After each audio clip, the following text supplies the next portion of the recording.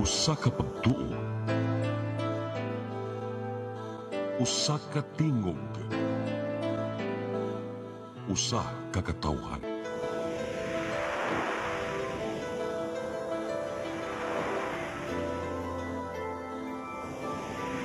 Cebu Catholic Television Network.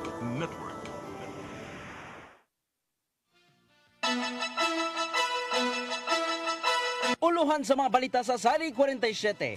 Mga traffic enforcers sa Mandawi City gimanduan nga kinahanglang mopasilong kung grabe na ang kainit sa panahon.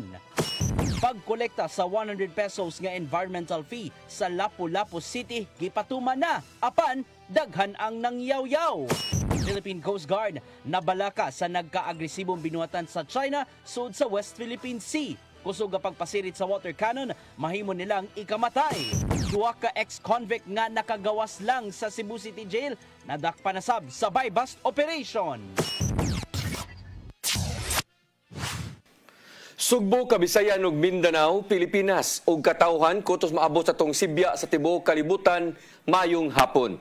Live kita karon sa CCTN Channel 47 ug kini ang tulumanon sa nagunang kasayuran nga angay natong masayran. Sa nga ni Attorney Danica Caballes, ako si Dennis Tabar ug kini ang Sari 47.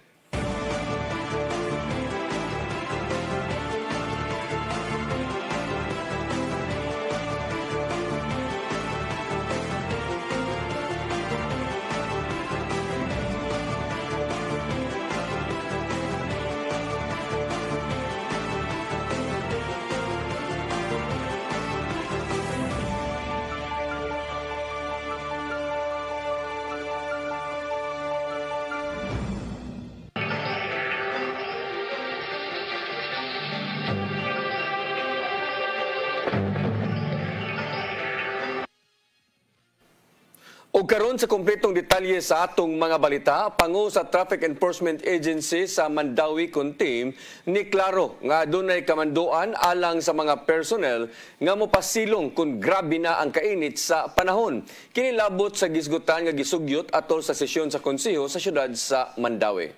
Ang kasayuran ihatod ni Mary Rose Sagarino. Matud sa pangu sa Traffic Enforcement Agency of Mandawi Kuntim nga si Edwin Humawas nga dili moabot sa 30 minutos nga mabuwad sa init ang traffic enforcers dayon hulipan siya sa iyang laing kauban. Mao kini iyang reaksyon sa diskusyon sa konseho ni aging semana kabahin sa gisugyot nga heat break. Mao na ang akong mga supervisors mag-roving every now and then para sa security sa akong mga field enforcers. Ako lang din kuan nga naragit sila sa area of jurisdiction nila. Asa sila gi-assign. Nya katong og nailandong sir pwede sila mo pahuway gyud ana jud. Pwede gyud kay ako gikuan 30 minutes kinahanglan palandong din mo. Okay. Ayo paagtag 1 hour kay una murag isod nang kayo. Dugang pa ni Humawas nga gihatagan na usab ang mga traffic enforcers og bagong uniform sukad pa ni adtong Marso. Dry fit kini aron hayahay ilang pamati. Itandi sa laing tela sama sa kaniadto nila nga polo style uniform. Si Friday Lianes usa ka traffic enforcer nagkanayon nga grabe gyud ang nasinating kainit. Gani gawa sa pagpalandong kanunay usab kining mo inom og tubig. Sus, grabe jud ang kainit ron pero amo lang giantos kito trabaho lagi. Pero trabaho ta kunay trabahon, kuha padaplin palandong, inom og tubig, relax. Mary Rose Sagarino, CCTN News. Mipahinumdom ang kagamanan sa probinsya sa Bohol sa mga residente nga likayan una ang pagdaob sa palibot aron dili mo resulta kini sa grass fire. Ubos sa Memorandum Circular Number 2024-0016 ni Governor Erico Aris Aumentado, istriktong gipatuman ang lagda sa Republic Act 9003 di nasayran nga gidili kini ubos sa balaod ang open burning kun pagdaob sa mga sagbot nga moresulta na hinuon sa pagkasunog. Kainuduman nga naugdaw ang duha ka bungtod sa Chocolate Hills sa lungsod sa Carmen tungod sa grass fire. Apan way naangol o way naguba nga mga estruktura. Giawhag ni Governor Aumentado ang mga mayor sa kalungsuran sa istriktong pagpatuman sa maong nga lagda.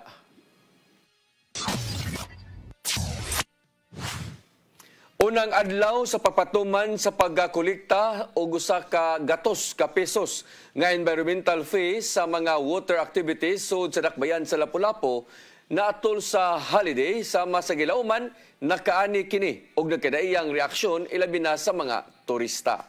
Ang kasayuran ihatod ni Crystal Joy Felerca.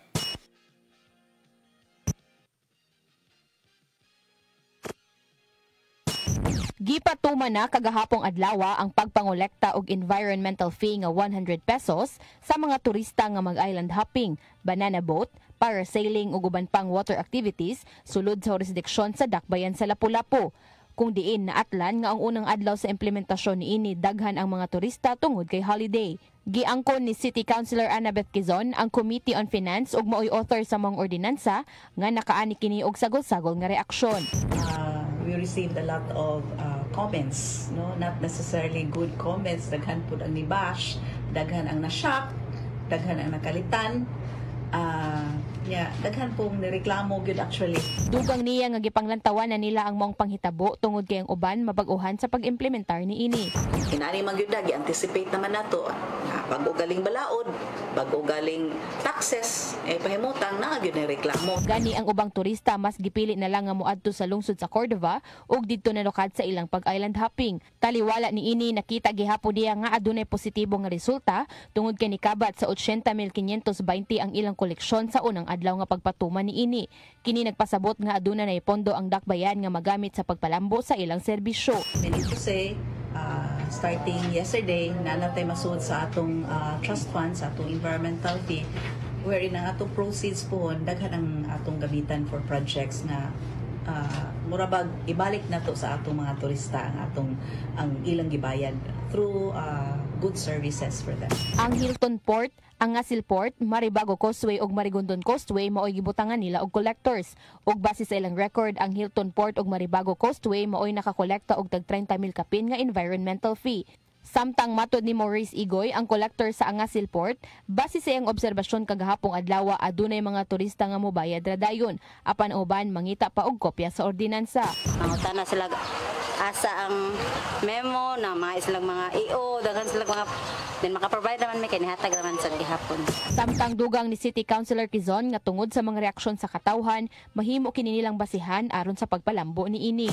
Pasalamat santa kay nakita nato nga naatay mga problema pa nga atong sulbaron, but overall ato ning matawag nga birthing pains kay this is first in the city, no? Bag umagyud din siya nga balaod, so daghan gyud na siyang moreklamo. Crystal Joy Felerca, CCTN News. Moabot sa 99 ka mga tag-iya og panimalay sa Mandawi City nakadawat og hinabang sa National Housing Authority nga giduso ni Senador Bongo.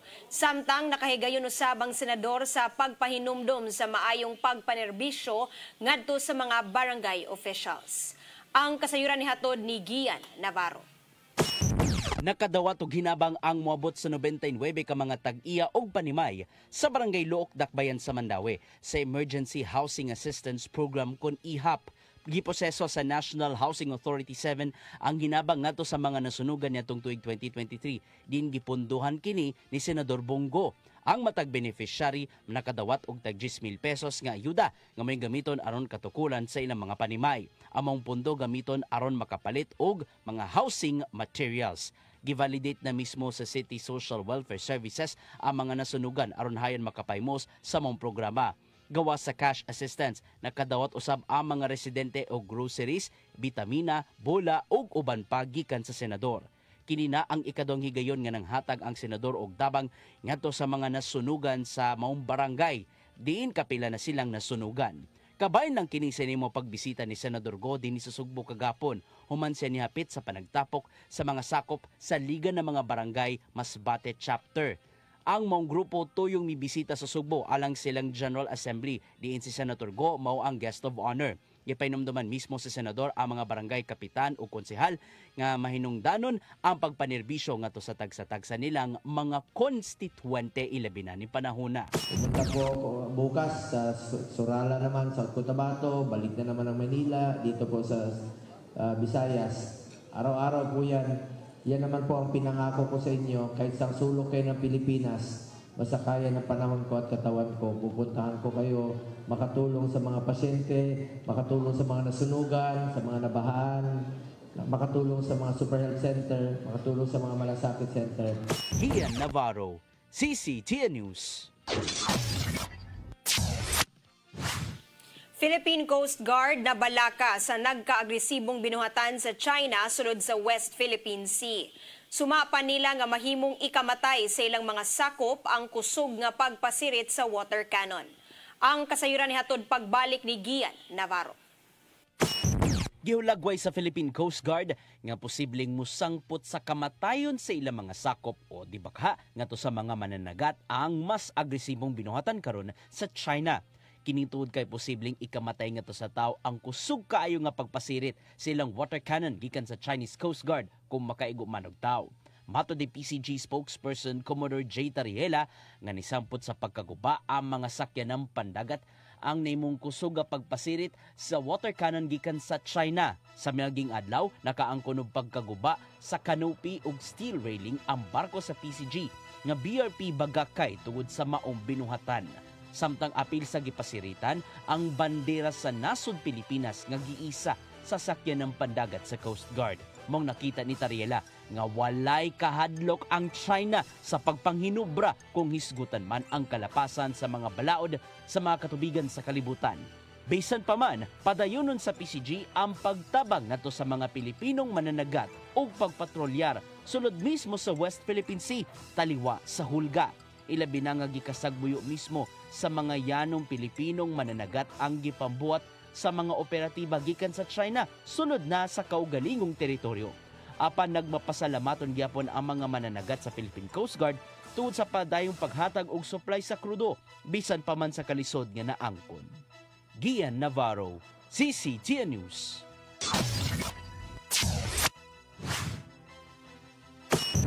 Mosunod, Philippine Coast Guard nabalaka sa nagkaagresibong binuhatan sa China sud sa West Philippine Sea. Kanaguman pa mga balita sa magbalik sa Sayri 47.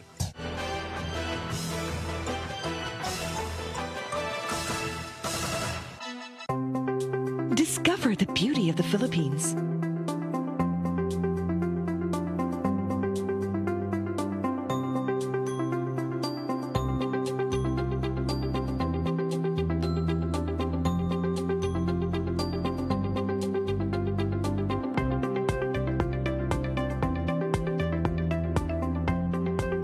With Philippine Airlines, the country's flag carrier.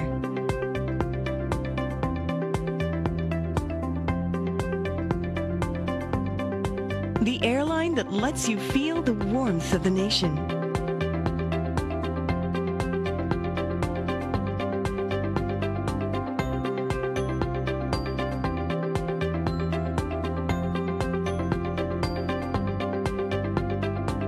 Mabuhay!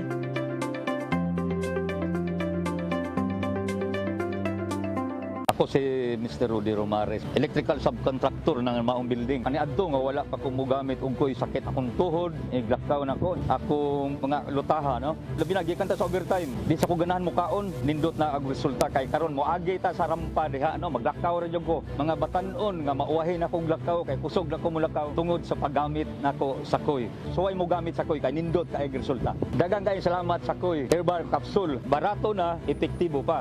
Koy Herbal Capsule.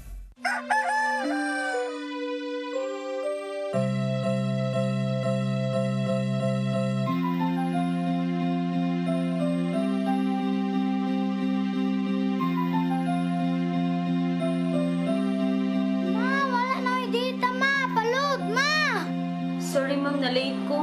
Nagita pa mong gusto para internet sa kong anak, ma'am. Ay, wala na yung problema. Pag-sinisibo! Sinisibo, Sinisibo. For your internet connection. And for the signal of your cable TV. So fast and straight, that transmission to your home. Sinisibo! Sinisibo, Sinisibo. Offers you to have fiber optics. For your viewing experience, perfect and clear, so fast. So great and affordable for you to enjoy. Sinisibo. Television Network Incorporated offers fiber to the home broadband internet bundled with fiber to the home cable TV connection. Cine Cebu Television Network Incorporated with its operation in Metro Cebu and the whole province of Cebu soon. And affordable for you to enjoy. Cine Cebu. I am the God that healeth thee.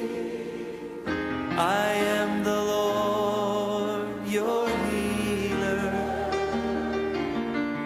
I sent my word and healed your disease.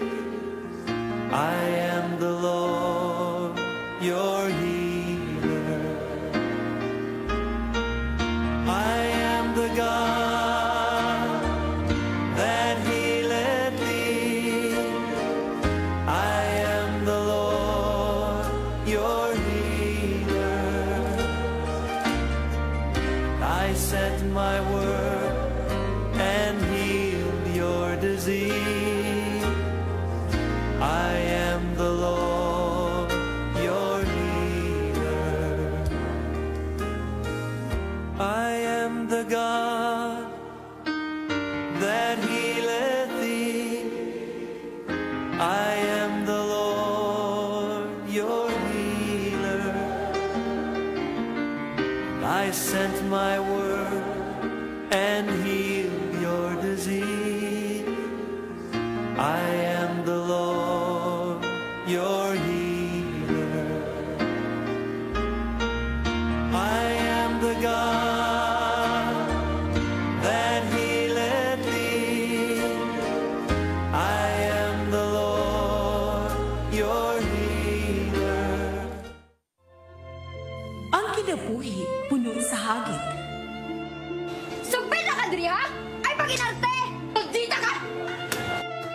Puno sa pangutana. Bata pa gani ka kayo?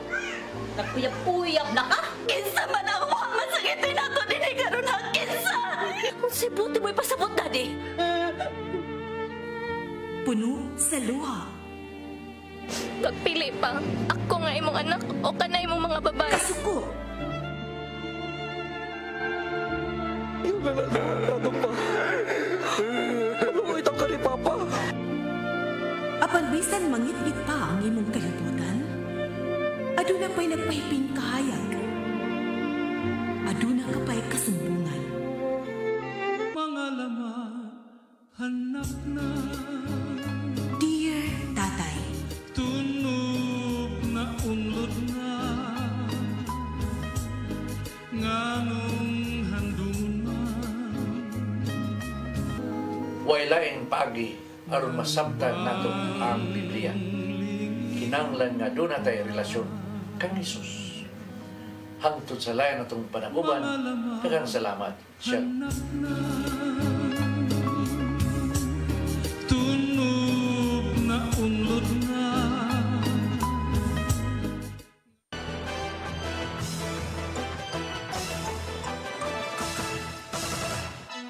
Balik sa atong mga balita, makadawat ang Kapitolyo sa Sugbo og 5,000 kasako nga bugas gikan sa National Food Authority kon NFA.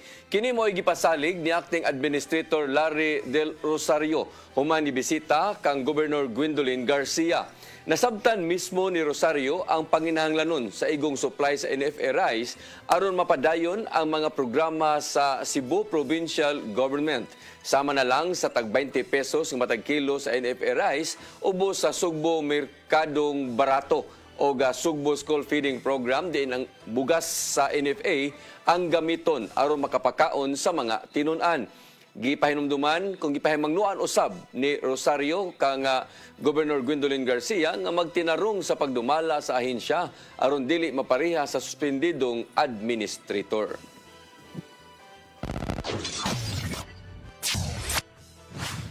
Mental health program mas hingusgan pa sa syudad sa Mandawi. Ilakip nila usab ang mental health sa substance abuse treatment. Ang kasayuran ni hatod ni Mary Rose Sagarino.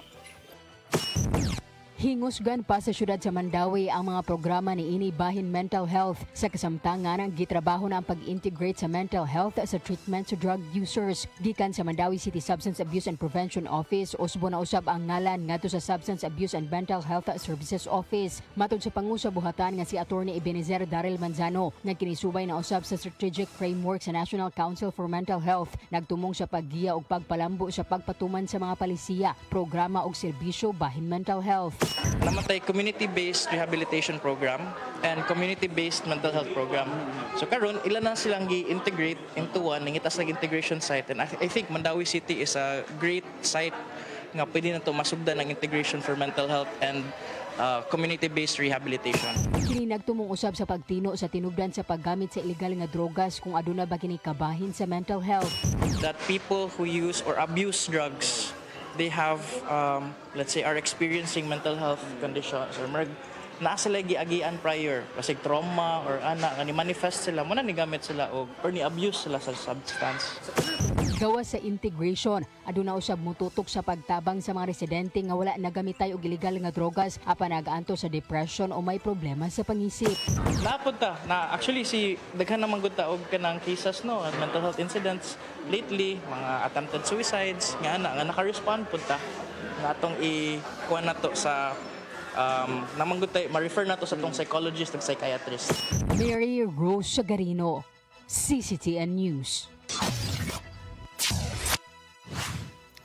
Commission on Higher Education dinhi sa Region 7 may pahimangno batok sa mga Peking scholarship nga gipakatap diha online. Kinahanglan nga makig-alayon kanila alang sa lehitimong pahibaw bahin niini. Ang kasayuran ihatod ni Gian Navarro. Gipahimangnuan sa Commission on Education CHED Region 7 ang katawhan nga magmatngon sa mga gipangkatap karon nga mga Peking scholarship grants ug cash incentives online. Ilabi na nga sagad sa mga abiso, gigamit mismo ang pangalan sa ahensya aron makaagni og mga tinun-an ilabi na sa kolehiyo ug makapangilad.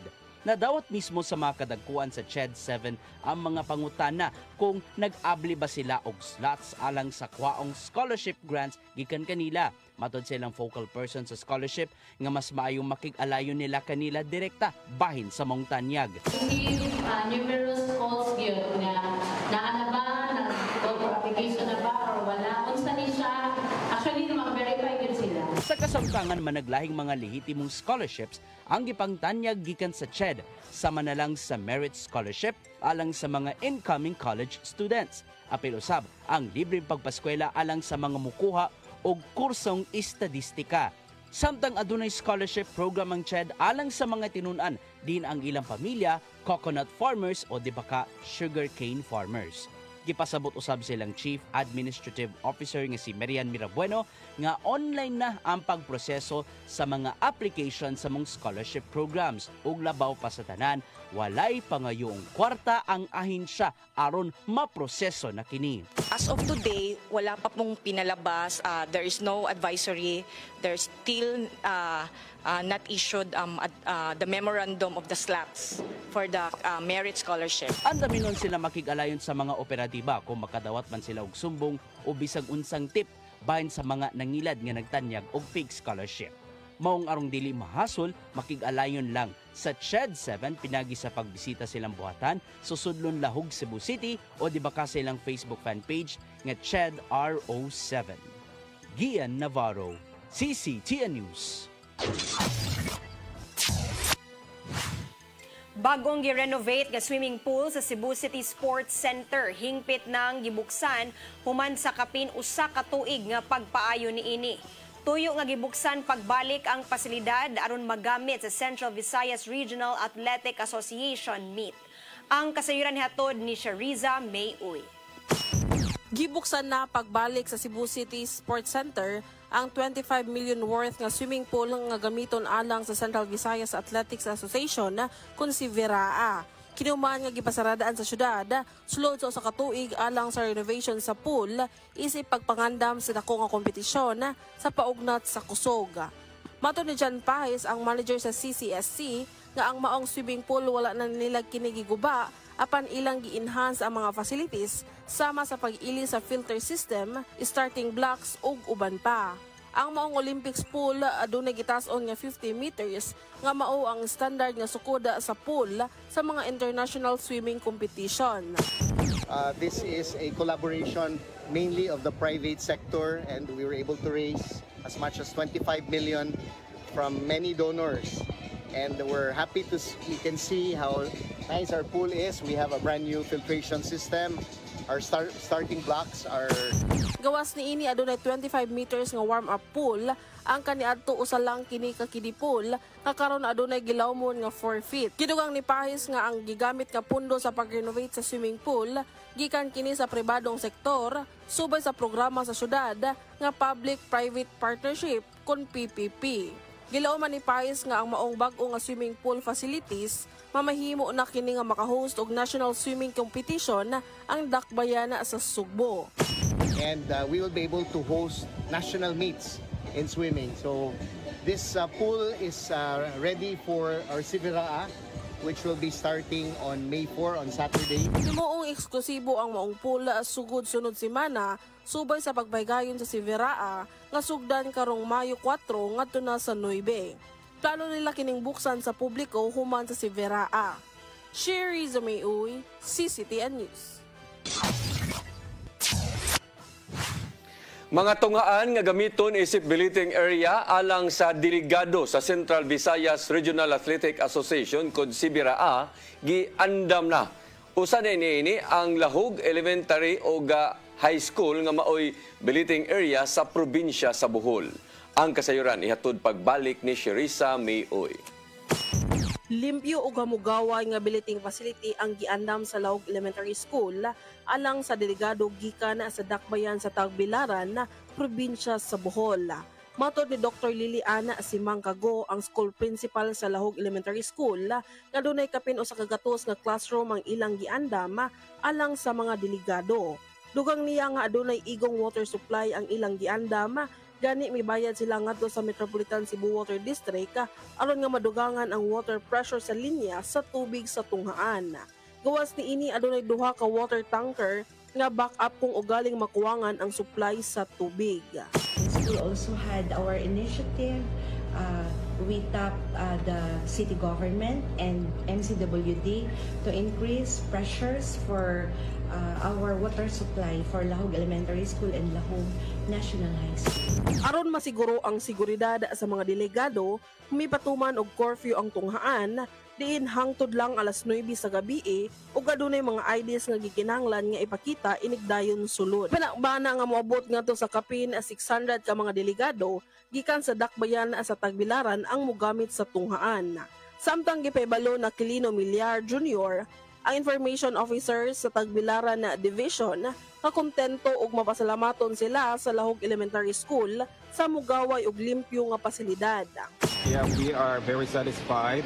Before we came here, we were already told we have our pre-Siviraa conference attended by our schools division superintendent, and they have their prior visit here in school to ensure that the building school is really a good avenue or a good place for us to stay in throughout the entire period of Siviraa 2024. Kilauman nga moabot ang mga delegado gikan sa Tagbilaran karong hapon.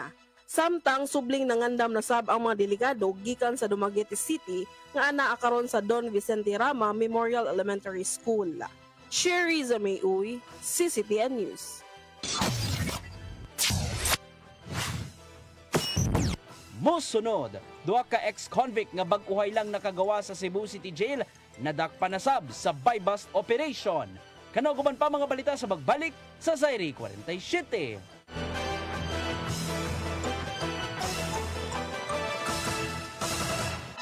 Ako si Mr. Rudy Romares, electrical subcontractor ng maong building. Kaniadto nga wala pa kong mugamit ug ko'y sakit akong tuhod, iglakaw na ko, akong mga lutaha, no? Labi na gikan ta sa overtime. Di sa ko ganahan mo kaon, nindot na ang resulta kay karon mo agi ta sa rampa diha, no? Maglakaw ra jud ko. Mga batan-on nga mauwahin akong lakaw kay kusog na ko mulakaw tungod sa paggamit nako sa koy. So ay mo gamit sa koy kay nindot kay resulta. Daghang kay salamat sa koy. Herbal capsule, barato na, epektibo pa. Koy Herbal Capsule.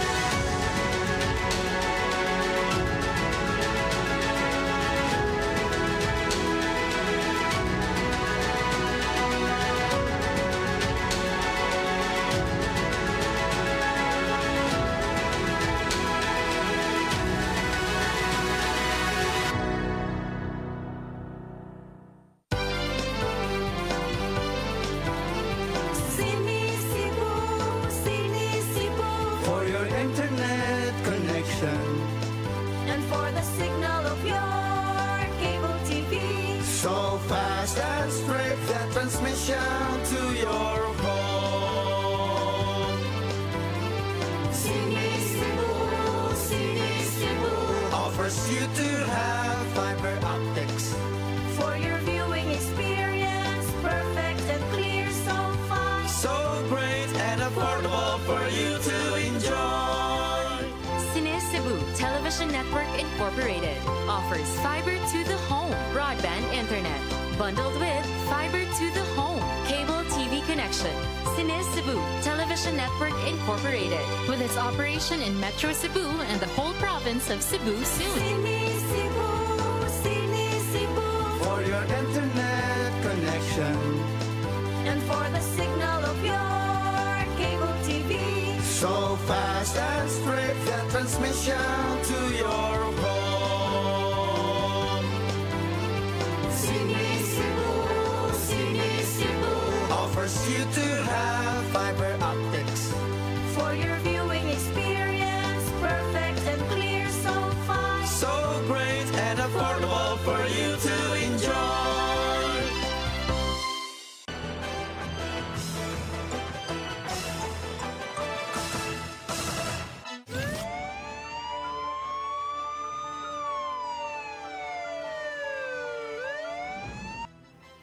Balik sa ato mga balita, duha ka ex-convict nga baguhay lang nakagawa sa Cebu City Jail sa kaso nga illegal nga drugas na dakpan pagbalik sa kapulisan sa dakbayan sa Sugbo human gipaubos sa buy-bust operation. Kapin sa kagatos ka gramos nga nakuha sa kapulisan gikan sa dinakpan. Ang kasayuran ihatod ni Arnold Bustamante. Duha ka mga drug personalities nga pulos na butang isi priority regional level o pulos ex-convict ang nasiko pagbalik sa buy-bust operation sa mga sakop sa City Intelligence Unit sa Cebu City Police Office alas 12:10 ganun kadlawon sa San Jose Village, Cabarubia Street, Barangay Tisa sa Dakbayan Sugbo. Ang mga suspitsado gila sa mga saksi nga sila nga Nimrod Misa Inisola, 49 anyos, taga Adelfa Street, San Jose Village, Barangay Tisa, ug Almar Bacalso Abihero, alias Mal, 24 anyos, taga City Central, Barangay Luz, sa siyudad sa Sugbo. Nakuhagikan kanila ang mga nagkong puto sa gituang sabu nga motimbang sa 105 gramos nga doon standard drug price nga 714,000 pesos. Mato ni Police Lieutenant Colonel Janet Rafter, Deputy City Director for Administration sa Cebu City Police Office, na ang duha ka mga suspitsado pulos na nagpana sa kaso gihapon sa illegal nga drugas ug pulos usab na bilanggo sa Cebu City Jail.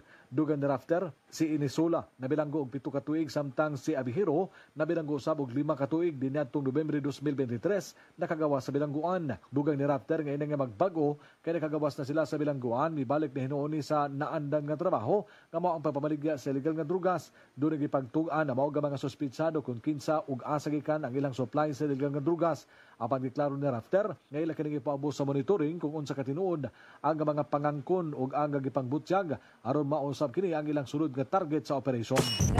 Actually naana sila kuan pod no during their tactical interrogation no naana pod sila na kuha nga personalities nga kuan sundo na pod nato ni sa ato mga kapulisan kung unsa ba ni tinuod ba ni or usahay dali lagi kay mo bungat no kung asan gikan ning kini nga mga illegal nga drugs, but again it's a very good information nga at least matagan ta og subayuno nato. Gandam na ang kaso nga kalapasan sa Republic Act 9165 kon Comprehensive Dangerous Drugs Act of 2002. Arnold Bustamante, CCTV News. Nasikop sa kapulisan sa Lapu-Lapu ang 39 ka mga individual nga nakalapas sa balaod sa duha ka adlaw nga simultaneous anti-criminality law enforcement operation kun SACLIO niadtong Abril 29 ug 30. Sa 11 ka mga operasyon batok sa ilegal nga drogas, nasakmit sa kapulisan ang kapin 1 ka kilo nga shabu nga mobalor og 7.2 million pesos. Nasikop usab ang top 7 most wanted sa provincial level ug ang laing 12 ka mga gipangita sa balaod sa 14 ka manhunt operation. Dugang paniini sa siyam ka mga operasyon sa illegal gambling, 14 ka mga sugarol ang nadakpan ug nakasakmit ang kapulisan og kapin 2,000 pesos. Samtang 5 ang unregistered firearms nga nasakmit sa kapulisan sa loose firearms operation.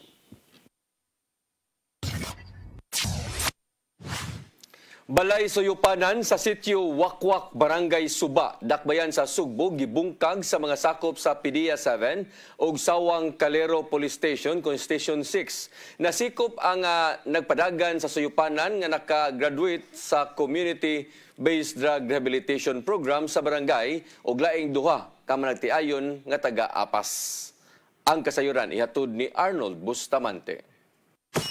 Drug den nga nabutang sa sitio Bariwakwak, Barangay Suba sa Dakbayan Sugbo ang girunda sa mga sakop sa Philippine Drug Enforcement Agency 7 inabagan sa Sawang Calero Police Station 6 alas 4:25 kahapon sa hapon nga may resulta sa pagkasikop sa tulo ka mga tao. Nasikop ang target sa operasyon nga may nagpadagan sa drug den nga giilangan si Ramelito Lerma, 53 anyos o sa Kaliburer.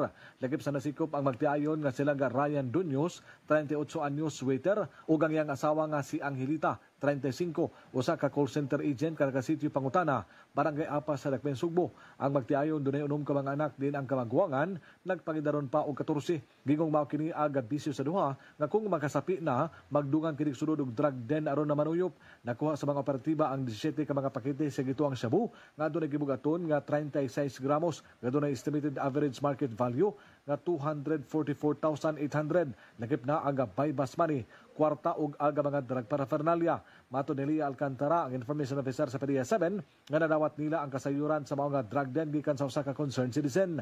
Gipaubos dayon nila kini sa duha ka semana nga case build up, di nilang nasuta nga makabaligya si Lerma og 30 nga tono sa 50 gramos matag semana. Si Lerma nakatapos sa Community-Based Drug Rehabilitation Program kung CBDRP sa Barangay Suba nitong 2021. Apan mibalik siya ang ganaandan nga bisyo nga mao ang pagpamaligya sa illegal nga drugas ug milibala pagani kini ngadto sa pagka-drug den maintainer. Tungod ani hugot nga gimonitor ang lihok ni Lerma, hangtod nga nasuta nga tinud ang nakuha nga kasayuran gikan sa mga concerned citizens.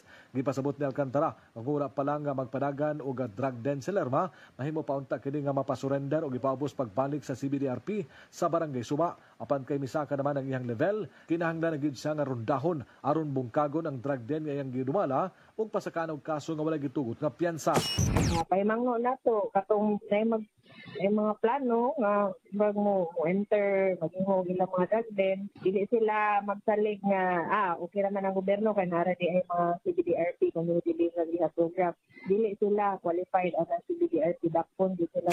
Ang ipatutukan karon sa PDEA 7 mao aga mga balay suyupanan nga nigila nila kini nga high impact operation, sanglit ang drug den mao'y breeding ground sa mga kriminal. Arnold Bustamante, CCTV News.